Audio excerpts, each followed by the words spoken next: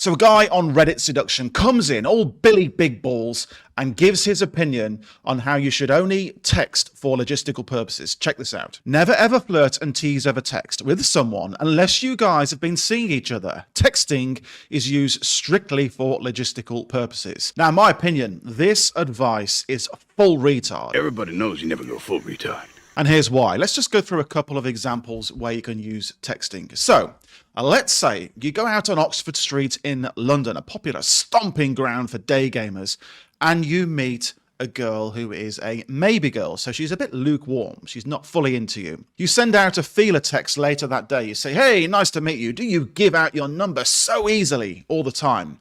Another PUA-related guff, that kind of opener. And let's say she doesn't respond. So, what do? Well, if you're this guy here, Billy Big Balls there, saying only for logistical purposes, you just promptly give up. You're never going to see this girl. But there is a thing that you can use called ping text, okay? So let's say you're saying out your feeler text, she doesn't respond. A couple of days' time, you send out a ping text. So you go to a coffee shop, you're having a nice artisan coffee, it's got a little pattern on the top, you take a picture of that with your croissant there, you know, in the first thing in the morning, you're having your breakfast, and you send her this ping text, which you can also send at the same time to about 10 other girls, and say, look at this, living the dream, or something like that. Just a little reminder that you're still there, and you're still trying to get into her knickers, you know. Another example, I used this on a girl I met in Bratislava, in Eastern Europe, and I went to one of their famous pubs there, and it has some very interesting decor, some nice pictures on the wall, some nice lighting, as we see here, very nice lighting there. And I took a picture of that, and I took a picture of my pint, you know, to show that I'm integrating in the local culture, sent that, and a couple of days later, I'm rogering her in bed, slapping away on her butt cheeks there. So that worked out very well. So that's ping text. So you use these to ignite something when you know, it's a maybe girl, you haven't gone out with her, or maybe you have gone out with her and she's gone lukewarm since, you can send ping text to re-engage. Another example, let's say you meet a girl, a hot Spanish Latina girl, right? I met a really hot girl in Malaga in Spain, massive norks on her, honestly, and a giant, big, round ass, like a bubblegum ass. And believe me, I wanted to tap that like you wouldn't believe. So I met this girl, and, you know, she couldn't come out for a couple of weeks. She actually got sick. Again, if you're Mr. Billy Big Balls here, you just throw that away.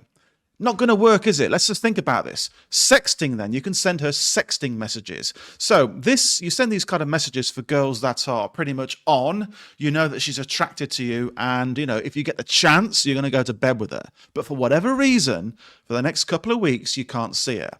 So what do? Well, you can send a ping text, but that's a bit boring, isn't it? I mean, you want to send her sexting. So you can send her lurid stories about what you want to do with her, not just one after the other. I mean, you've got to intersperse it with some stuff to show that you're human and that you care and that you're a decent guy, just normal stuff, you know, that you send over text. But send some lurid stories, maybe some dick pics if you're feeling adventurous and you match the criteria to make this successful. You've got a decent size, take it from the right angle, downwards, facing upwards. You can send these sexting messages, as well as the stories, talking about your fantasies, what you want to do with her. This keeps the sexual tension bubbling away there in the background until you can meet her, you know, 2 weeks later or so. This is for girls, like I say, that are on. And then, when you meet her, using just the power of your phone with sexting messages, you're pretty much going to jump into bed at the nearest available opportunity because of that built-up sexual tension, assuming you don't make an idiot of yourself when you meet her. So those are two examples, ping texts and sexting. And then, of course, there's the usual feeler text and all the artistry of texting.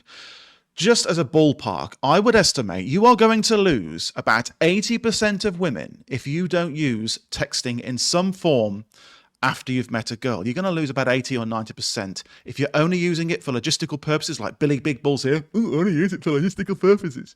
No, that's retarded advice. That's full retard, in fact. Now, here I am dispensing advice like this all day long on the Maverick Men subreddit. Links in the description below.